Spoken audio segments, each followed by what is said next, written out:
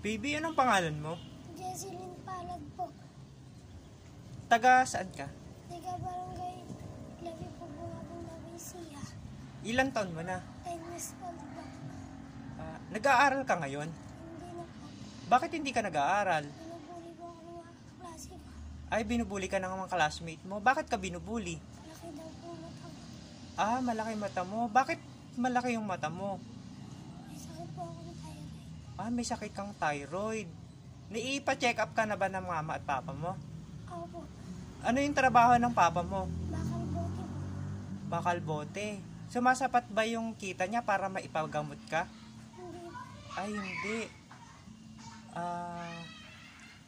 Kung ikaw ay mabibigyan ng chance na humingi ng tulong, ano yung pwede mong sabihin sa mga netizen para tugunan yung karamdaman mo? Gusto ko po gumaling.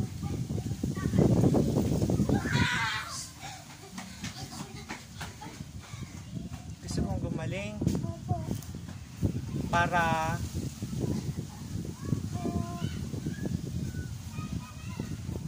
Para po makapag-aral.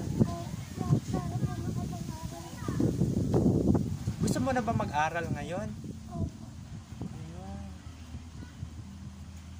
Siya po si Jesselyn, humingi po ng tulong kasi hindi po sapat yung kita ng magulang niya.